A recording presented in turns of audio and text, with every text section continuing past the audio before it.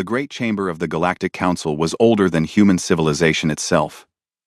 Its walls curved upward like the inside of a shell, carved from stone that had been pulled from a dead moon 3 million years ago. Lights floated in the air without any visible source, casting soft blue shadows across the hundreds of delegates who filled the circular seats. Captain Daniel Harris stood at the edge of the human section, his dress uniform feeling stiff and uncomfortable. He was a man built for the bridge of a warship, not for political ceremonies. His gray eyes moved across the chamber, studying the aliens the way he might study a tactical display. Old habits died hard. Beside him, Ambassador Katie Morrison sat with perfect posture, her dark hair pulled back in a neat bun. She had spent 8 years learning how to navigate these waters, how to smile when she wanted to scream, how to speak softly when every instinct told her to shout. Today, she would need every bit of that training. The Galactic Union had existed for over 50,000 years. Humanity had been a member for only 12. In the eyes of most species here, humans were still infants, still learning to walk among the stars. High Arbiter Velkoth rose from his seat at the center of the chamber. He was Silthari, an amphibian species with smooth blue skin and large, dark eyes that held ancient wisdom. His people had founded the Union. They had watched empires rise and fall like waves upon a shore. "We gather today to address a grave threat," Velkoth said, his voice carrying through the chamber without any need for amplification. "The Vrex Nar have begun their expansion once more. 3 colony worlds have fallen in the past cycle. 47 million lives have been lost." A murmur passed through the chamber. Lieutenant Commander Ryan Peters, standing behind Captain Harris, felt his jaw tighten. He had seen the intelligence reports. The Vrex Nar were not soldiers. They were hunters. They did not conquer worlds for resources or territory. They conquered worlds for sport. "The coalition fleet is being assembled," Velkoth continued.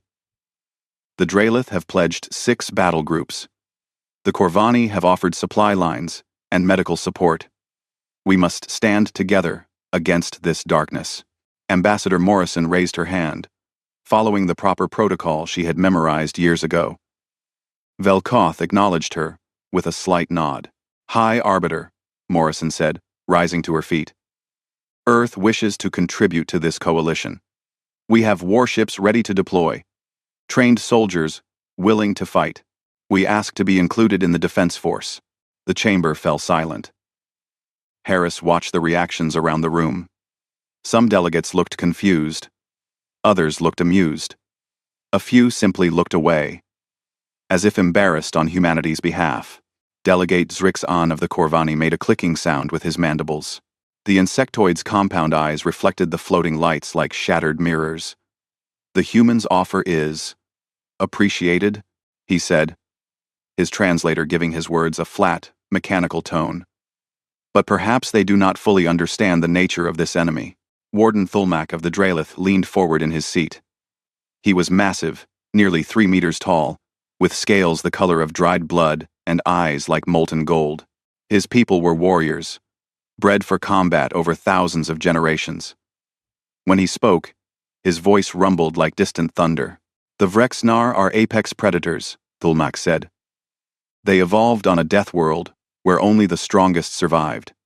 They are faster than your kind, stronger, more resilient. What would your soldiers do against such an enemy?" Morrison kept her voice calm. "We would fight." "You would die," Thulmak replied, not unkindly. "Bravery is admirable, but bravery alone does not win wars." High Arbiter Velkoth raised a webbed hand, calling for order. "Ambassador Morrison, please understand that this is not a judgment of humanity's worth.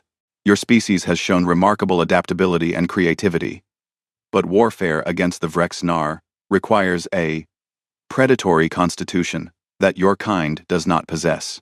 Harris felt Peters shift behind him, barely containing his reaction. Dr. Megan Shaw, the ship's xenobiologist who had accompanied them as a cultural advisor, placed a subtle hand on Peters' arm. "Our records indicate that humans evolved as persistence hunters and scavengers," Velkoth continued. "You lack the natural weapons of true predator species. No claws, no fangs, no venom. Your kind survived through cooperation and endurance, not through dominance. These are admirable traits. But they are not the traits of warriors, Morrison wanted to argue. She wanted to tell them about the trenches of the First World War, about Stalingrad, about the countless battles where humans had fought and bled and died against impossible odds. But she knew that such arguments would only confirm their beliefs. To these ancient species, human history was a footnote, a brief and bloody chapter that proved nothing. "We will take your offer under consideration," Velkoth said, his tone making it clear that the consideration would be brief. "For now, humanity's contribution to the coalition will be limited to support roles. Supply, transport, medical assistance, communications." Morrison sat down slowly. Harris said nothing, but his eyes had grown cold. The session continued, delegates discussing fleet positions and supply chains. Then, without warning, every light in the chamber flickered. A priority signal cut through all communications, overriding every system in the station. A distress call. The holographic display at the center of the chamber shifted, showing a star map. A cluster of red dots blinked in contested space, surrounding a group of blue markers. "A Silthari medical convoy," Velkoth said, his voice losing its calm for the first time. 43,000 refugees from the fallen colonies. They were supposed to be safe in neutral space. The red dots were Vrexnar warships. 8 of them. "How long until coalition forces can reach them?" someone asked. 14 hours, came the reply. Minimum. The convoy would be dead in 2. Harris turned to Morrison. Their eyes met, and in that moment, a silent conversation passed between them. She nodded once. Harris activated his communicator. "Lieutenant Commander Peters, signal the Relentless. Tell them to spin up the engines and prep for combat operations." Every head in the human section turned toward him. "Captain," Morrison said, loudly enough for the nearby delegates to hear. "The Relentless is the only vessel within range of that convoy." "Yes, Ambassador." "It is." Velkoth stared at the humans, his dark eyes unreadable. "Captain Harris, you cannot be suggesting that a single human vessel challenge 8 Vrexnar warships. That is not bravery.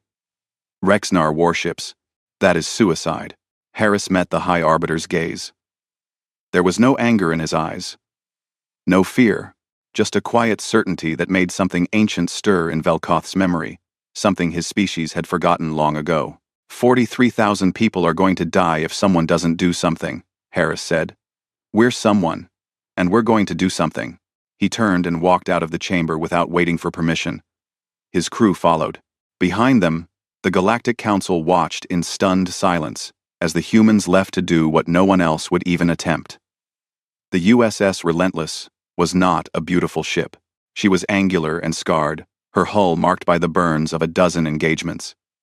She had been built for one purpose, and that purpose was not diplomacy. As the shuttle carrying Captain Harris and his team docked with the vessel, the ship was already humming with activity. Chief Petty Officer Nathan Cruz met them at the airlock. He was a broad man with dark skin and hands that had seen decades of work.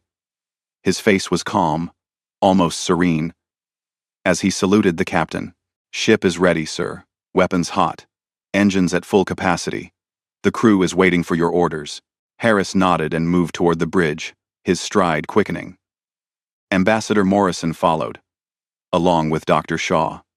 But there was one other passenger on the shuttle, one who had not been expected. Zikri, the Corvani cultural attaché, had insisted on coming. He had said it was his duty to observe and report. The truth was simpler. He did not believe what he was about to see, and he needed to witness it with his own compound eyes. The bridge of the Relentless was a controlled storm of activity.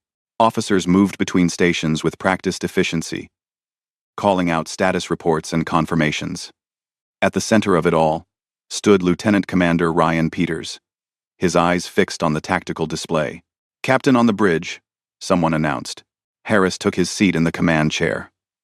It was worn and comfortable, shaped by years of use. He looked at the main screen, where the coordinates of the stranded convoy blinked like a heartbeat. "Time to target?" he asked. 47 minutes at maximum burn, Peters replied. "We'll be pushing the engines past safety limits, but they'll hold." "Do it." The ship lurched as the engines roared to full power. Zikri grabbed a handrail to steady himself, his mandibles clicking nervously. The humans around him did not even seem to notice the acceleration. They were too focused on their tasks.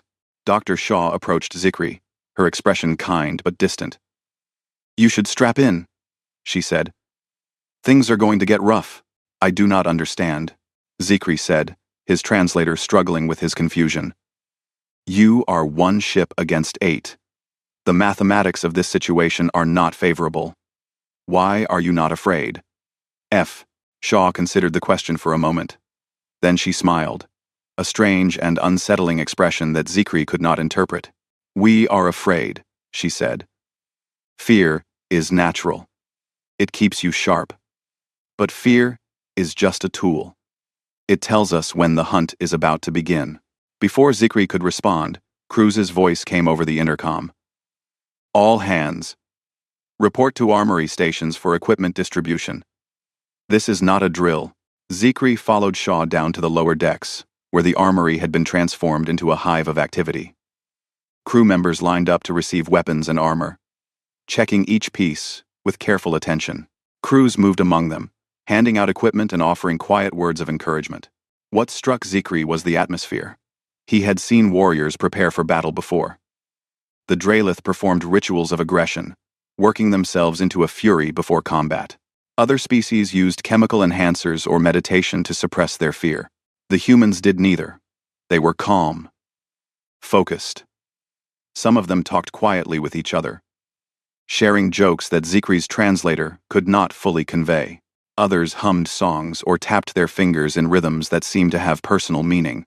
And then Zikri noticed something that made his blood run cold. They were smiling, not the forced smiles of beings trying to hide their terror. These were genuine smiles, small and private, as if each human was greeting an old friend. Cruz handed a plasma rifle to a young woman with short blonde hair, Ensign Samantha Blake, and she thanked him with a grin that showed her teeth. Teeth. Zikri had never thought much about human teeth before. They were small compared to the fangs of true predators, flat and blunt. But seeing them now, is displayed openly, he understood something that his people had missed. Humans did not need large teeth. They had other tools. "First deployment?" Cruz asked Blake, his voice gentle. "Yes, Chief," she replied. "I'm ready. I know you are." Cruz checked her armor straps, tightening one that had come loose. "Just remember your training. Stay calm. Watch your corners. And if you get scared, that's okay.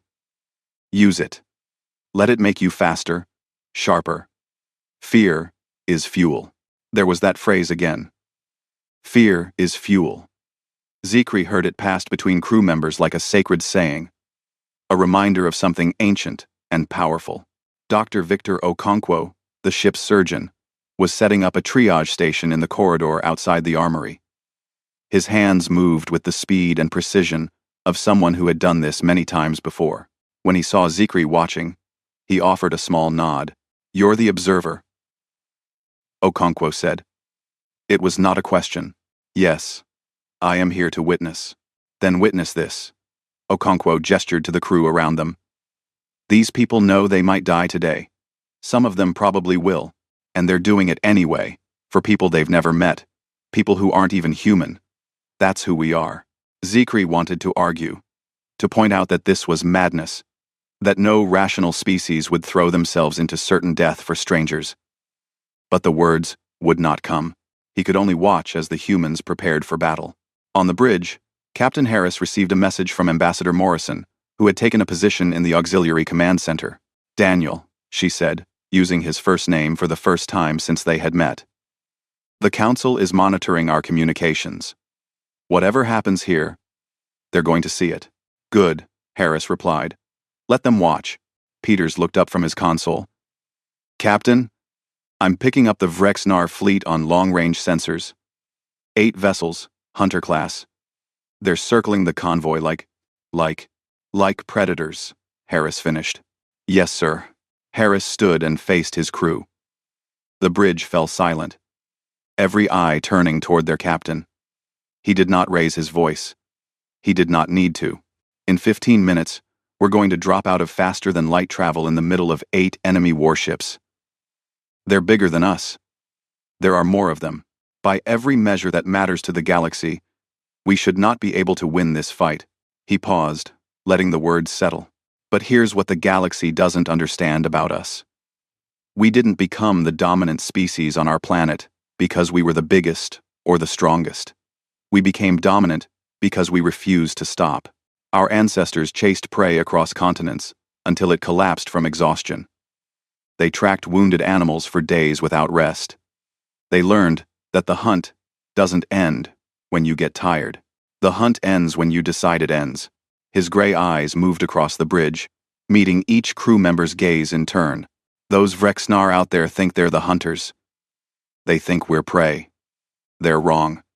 Today, we teach them what humanity has known for 200,000 years. He sat back down in his command chair. We are the hunt. The ship dropped out of faster-than-light travel. The stars returned to their normal positions, and directly ahead, the burning wreckage of the convoy filled the screen. Around it, 8 Vrexnar warships waited. Harris leaned forward, his voice dropping to something cold and quiet. All hands, battle stations. Let's go get our people. The Vrexnar commander was called Bloodfang in the common tongue, though his true name was a series of growls and clicks that no human throat could produce. He stood on the bridge of his flagship, watching the lone vessel that had just appeared on his sensors. He was massive, even by Vrexnar standards. His scales were black as void, his eyes burning yellow with the hunger that drove his species. Behind him, his pack waited for orders, their claws clicking against the metal deck in anticipation. One ship, his second in command said, confusion evident in his tone. One small ship against our entire fleet. Bloodfang's mouth curved into something that might have been a smile. His fangs, each as long as a human forearm, gleamed in the dim red light of the bridge. Humans, he said, recognizing the ship's configuration. The soft meat has come to offer themselves. He opened a communication channel, broadcasting on all frequencies. The face of Captain Daniel Harris appeared on his screen. Calm and steady. Human vessel, Bloodfang said, his voice a deep rumble. You are far from your pack. Turn back now, and I will grant you a quick death, rather than a slow one. Harris did not blink. You have one chance to leave. Take it. The bridge of Bloodfang's ship erupted in laughter. The sound was harsh and grating, like stones grinding together. Bloodfang himself threw back his head and roared with amusement. The prey offers mercy to the hunter, he said. I will mount your skull on my wall, human. I will wear your skin as a trophy. Your screams will echo in my memory for generations. Harris's expression did not change. You talk too much. He cut the communication. Bloodfang's laughter died. Something cold passed through his chest, a sensation he had not felt in decades. He dismissed it instantly. All ships, destroy them. The battle began. 8 Vrexnar warships turned their weapons toward the Relentless, each vessel 3 times her size. Plasma cannons charged, missile bays opened. It should have been a slaughter. It was not. The Relentless did not run. She did not try to evade. She charged directly into the heart of the enemy formation, engines burning so bright they left afterimages on every sensor screen. Lieutenant Commander Peters coordinated the attack with machine-like precision, human targeting systems, developed through centuries of warfare against each other. Locked onto weak points in the Vrexnar ships with terrifying accuracy. Fire all forward batteries, Harris ordered. The Relentless spoke with a voice of thunder. Missiles streaked through the void. Energy beams cut paths of destruction through the darkness. The first Vrexnar ship took 3 direct hits to its engine section and fell out of formation, trailing fire and debris. On the Relentless, alarms began to wail. The ship shuddered as enemy weapons found their mark. A section of the outer hull was breached.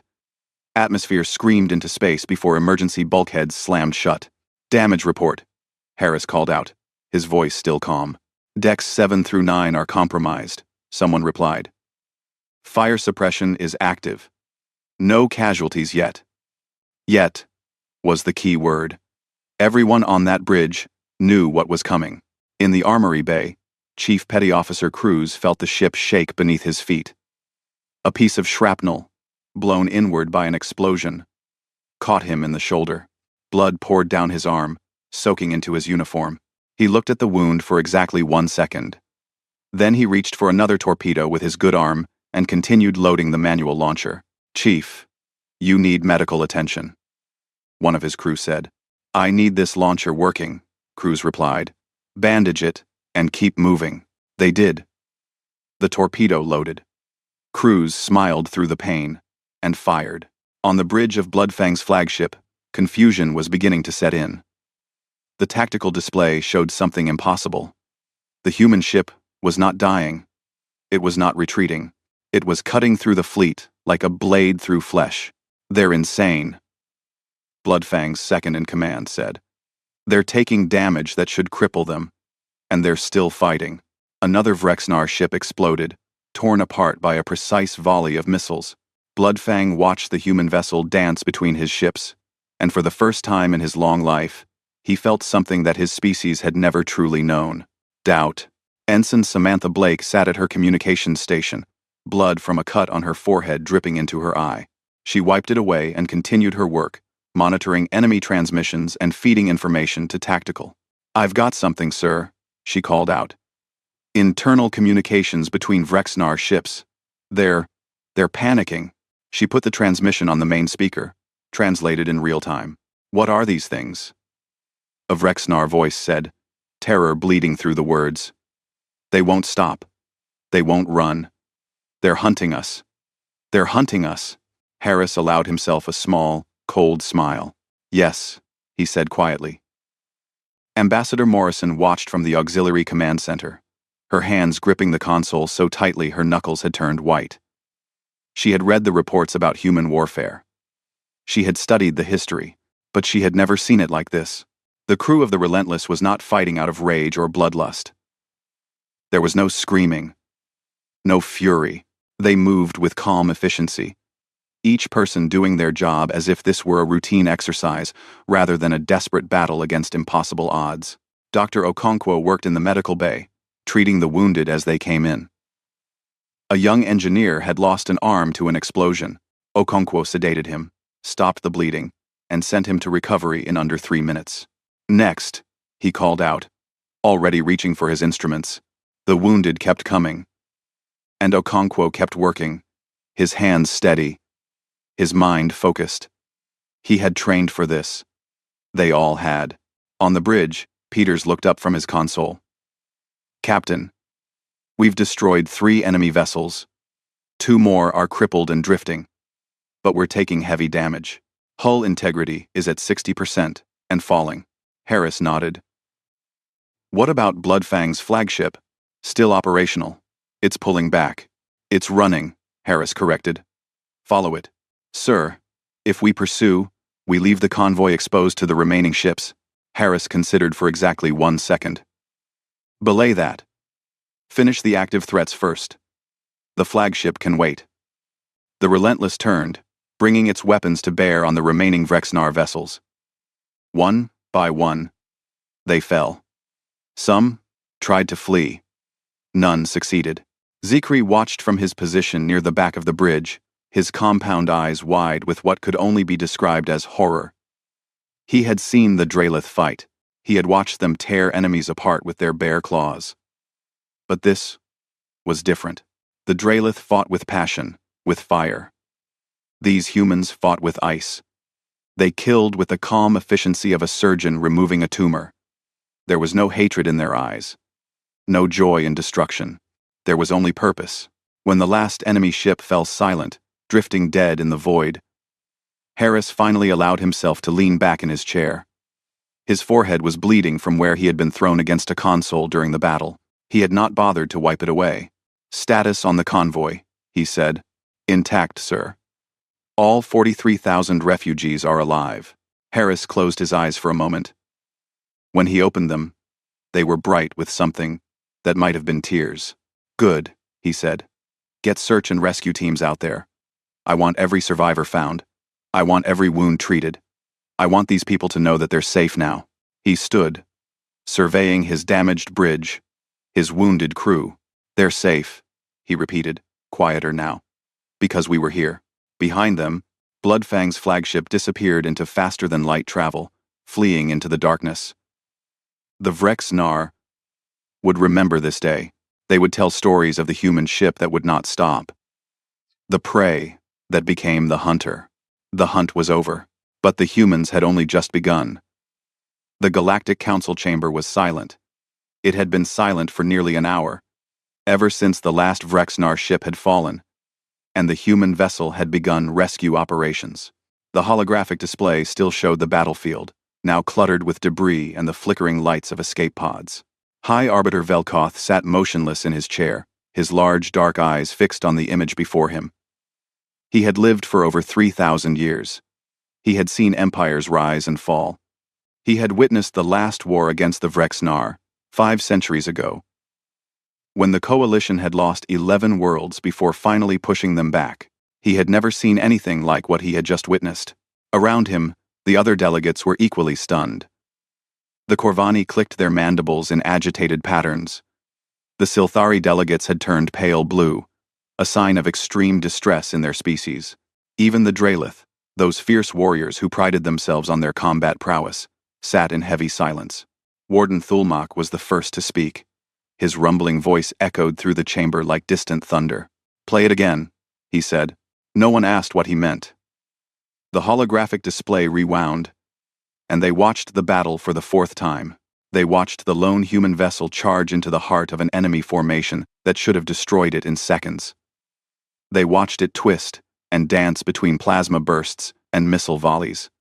They watched it kill. "This is not possible," Delegate Zrix said, his translator giving his words a flat quality that failed to hide his shock. "The mathematics do not support this outcome. 1 vessel against 8. They should have been destroyed in the first 30 seconds. And yet," Velkoth said quietly, "they were not." A younger Silthari delegate pulled up data on his console. "I have been studying the engagement patterns," he said. "The human ship used tactics that our combat models do not recognize. They did not fight like defenders. They did not fight like ambushers. They fought like—" He trailed off, unable to find the word. "Hunters," Thulmak finished. "They fought like hunters." The chamber fell silent again. In the culture of the Draelith, that word carried weight. Hunters were sacred, chosen warriors who underwent decades of training. To call an enemy a hunter was to pay them the highest compliment a Draelith could offer. Velkoth turned to a Corvani analyst. "Pull up the historical records on human warfare. I wish to understand what we are dealing with." 9. The analyst hesitated. "High Arbiter, the human historical archives are extensive and disturbing. Are you certain you wish to show me?" The holographic display shifted. Images began to appear, drawn from human records that had been shared with the Galactic Union during first contact. The Council watched in growing horror as the story of humanity unfolded before them. They saw the trenches of the First World War, where millions of humans had died fighting over meters of mud-soaked ground. They saw soldiers climbing out of those trenches, walking calmly towards certain death. Not because they believed they would survive, but because their brothers beside them were doing the same. They saw Stalingrad, a city reduced to rubble, where humans had fought building to building, room to room, for months, where soldiers had continued fighting even when there was no hope of victory, because surrender was not in their nature. They saw medics running into fire to save wounded comrades. They saw civilians forming human chains to protect children from soldiers. They saw a man standing alone in front of a tank, refusing to move. And they saw the bombs. Weapons of unimaginable destruction that humans had built with their own hands. Devices capable of destroying entire cities in a single flash of light. Weapons they had used on each other, and then somehow had chosen not to use again. They possessed the power to destroy their world, Zrix said, his voice barely above a whisper. And they did not. Why? No one had an answer. A message appeared on Velkoth's console. He opened it and found a request for testimony from Zikri. the Corvani observer who had been aboard the human vessel during the battle. The cultural attaché was being transported back to the station and wished to address the council. An hour later, Zikri stood at the center of the chamber, his compound eyes dim with exhaustion and something that looked very much like fear. "Tell us," Velkoth said simply. "What did you see?" Zikri was silent for a long moment, gathering his thoughts. When he spoke, his voice was steady, but soft. "Before the battle, I watched them prepare. The humans. I expected to see fear. I expected to see the behaviors we observe in prey species when they know death is coming. Elevated heart rates, dilated pupils, chemical signals of panic."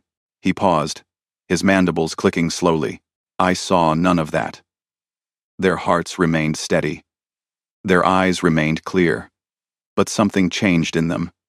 Something I cannot fully describe. Their movements became more efficient. Their voices dropped lower. They began to smile. A murmur passed through the chamber. Zikri continued. "I spoke with one of their scientists, a female called Dr. Shaw. I asked her how they could face certain death without fear. She told me something that I will never forget." He looked directly at Velkoth. She said, "Fear is just a tool. It tells us when the hunt is about to begin." The chamber was absolutely silent.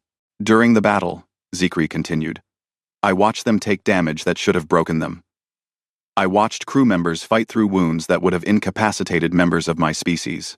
One of their warriors, a male called Cruz, took a piece of metal through his shoulder. He looked at the wound for 1 second, then continued loading weapons with his other arm. He was smiling. None. Why? Someone asked. Why would he smile? I asked that same question. Another human, their surgeon, gave me an answer. He said that humans did not evolve to be the fastest, the strongest, or the most deadly. They evolved to be the most persistent. They chased prey across continents until it collapsed from exhaustion. They tracked wounded animals for days without rest. And somewhere in that process, they learned something that no other species in the galaxy has fully mastered. Velkoth leaned forward. What? Zikri met his gaze with compound eyes that held a new kind of respect. How to turn fear into fuel. The words hung in the air. Warden Thulmak rose from his seat, his massive form casting a shadow across the floor. We made a mistake, he said. All of us. We looked at these humans and saw soft skin, blunt teeth, weak bodies. We assumed they were prey because they did not look like predators. He gestured toward the holographic display, where the image of the human vessel still hung, battered but triumphant. We forgot the most important lesson of survival. The most dangerous predators are not the ones who look dangerous. The most dangerous predators are the ones who never stop. Look, Velkoth looked at the display. At the human ship surrounded by the debris of enemies who had underestimated them. What are humans? He asked. The same question he had asked before. This time, Thulmak had an answer. They are what happens when prey decides to become the hunter. And once they make that choice, he shook his massive head slowly. They do not stop. They do not rest. They do not forget. They hunt until the hunt is over. He turned to face the full council. We asked them to stay out of this war because we thought we were protecting them. We were wrong. We were protecting ourselves from having to face the truth. His golden eyes burned with something between fear and respect. The humans are not prey. They never were. They simply choose, every day, not to hunt. But today, we saw what happens when they make a different choice. The council sat in silence, grappling with a reality that would reshape galactic politics for centuries to come. Somewhere out in the void, the human ship continued its rescue operations, saving lives without fanfare or celebration. They were just doing what needed to be done. 1 week had passed since the battle. The USS Relentless floated in a repair dock at Nexus Prime, her hull scarred but unbroken. Crews from a dozen species worked around the clock to patch her wounds, treating the human vessel with a reverence that had not existed before. Captain Daniel Harris stood at the observation window of his temporary quarters, watching the workers move across the outer hull of his ship. His arm was in a sling, his forehead still marked by the cut that had bled during the battle. The doctors had wanted him to rest. But Harris had never been good at following those kinds of orders. A chime sounded at his door. He turned to find Ambassador Katie Morrison entering, a datapad in her hand, and a tired smile on her face. "It's official," she said. "The Galactic Union has formally requested that humanity take a leadership role in the coalition against the Vrex-Nar." Harris raised an eyebrow. "Leadership. Not support. Not support." Morrison sat down in one of the chairs, letting out a long breath. "They want our ships on the front lines, our tactics, our training programs. They want to learn how we fight. And what did you tell them?" Morrison's smile faded into something more serious. "I told them we would accept. With conditions. We will fight. We will protect. We will defend." She met his eyes. "We will not conquer. We are not the galaxy's attack dogs." Harris nodded slowly. "Good. That's the right answer." "Ah, there's something else." Morrison pulled up a file on her datapad. "This came in 2 hours ago. The Vrex-Nar have requested a ceasefire negotiation." Harris turned fully toward her, surprise evident on his face. "The Vrex-Nar don't negotiate. It's not in their nature." It wasn't in their nature," Morrison corrected. "Word of what happened at the convoy has spread through their ranks. They're calling the Relentless something in their own language. The closest translation our linguists can manage is the ship that does not die. But there's another term that's been circulating. They're calling humans." She paused, searching the datapad for the exact phrasing. "The unending ones." Harris was quiet for a long moment. He thought about his crew, about the wounds they had suffered, about the price they had paid. He thought about Cruz, who was still in recovery but already asking when he could return to duty. He thought about young Ensign Blake, who had performed like a veteran and was now being recommended for commendation. "We're not unending," he said finally. Morrison laughed, a genuine sound that broke the tension. "Same thing." Apparently, later that day, Harris received word that he was being offered a promotion, a larger command, more resources, a position that would place him at the heart of the new coalition. He declined without hesitation. The admiral who had made the offer seemed confused. "This is an extraordinary opportunity. You would have access to—" "With respect, sir," Harris interrupted. "I have everything I need. The Relentless is my ship. Her crew is my family. I'm not leaving them." The admiral studied him for a long moment, then nodded with what might have been respect. "Very well, Captain. The Relentless is yours." In the medical bay of the station, Dr. Victor Okonkwo was finally allowing himself to rest. He had worked for 36 hours straight after the battle, treating wounds and stabilizing the critical cases.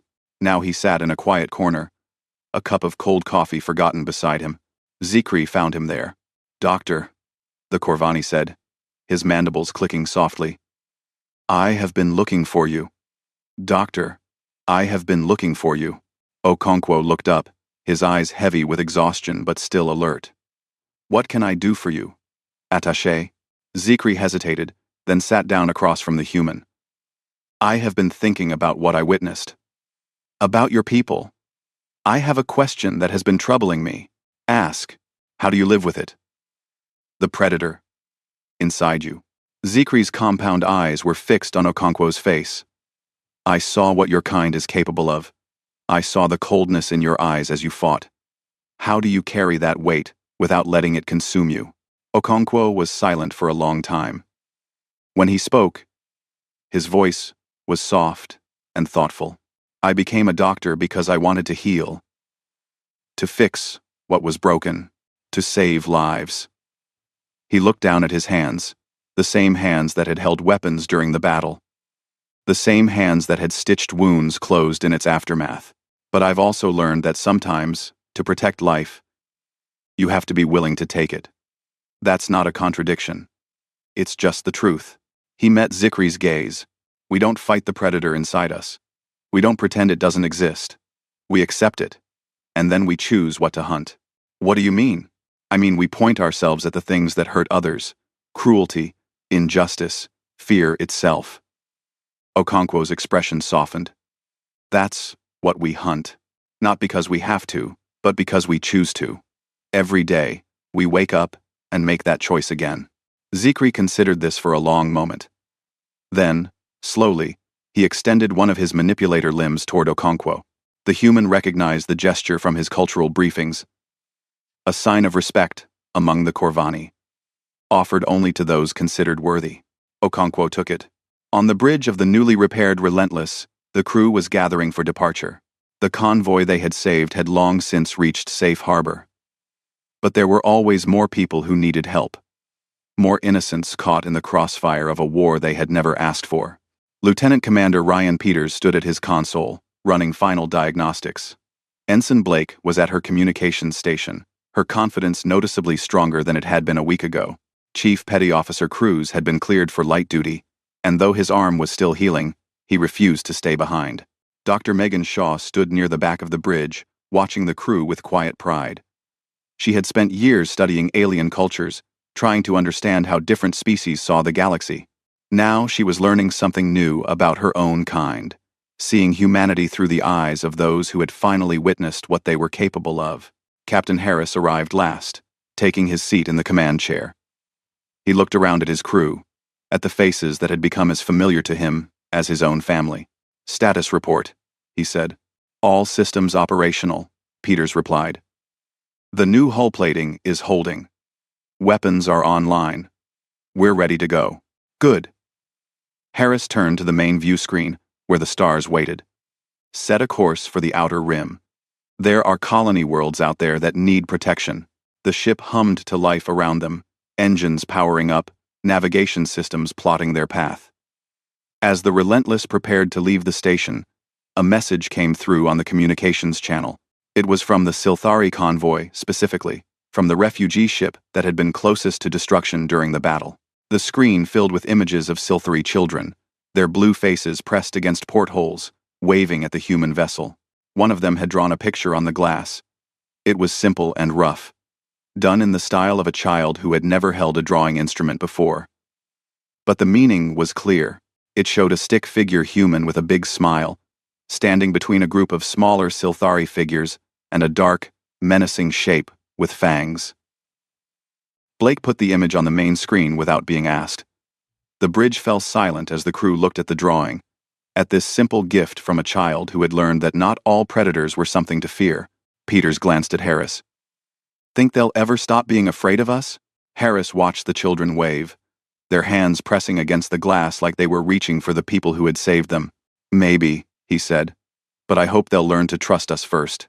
Morrison's voice came over the internal comm, soft and thoughtful. "I think they already have, Captain." Harris allowed himself a small smile, the first genuine one since the battle had begun. "Helm," he said. "Take us out." The Relentless turned toward the stars, leaving the station behind. Ahead of them lay uncertainty, danger, and a galaxy that was only just beginning to understand what humanity truly was. But the crew of the Relentless was not afraid. They knew who they were. They knew what they were capable of, and they knew what they had chosen to become. Not conquerors, not destroyers, not monsters, guardians, the unending ones, who would never stop protecting those who could not protect themselves. The stars stretched out before them, vast and full of possibility. And somewhere in the darkness, those who would prey upon the innocent learned to look over their shoulders, because the hunt was never truly over. It had only just begun.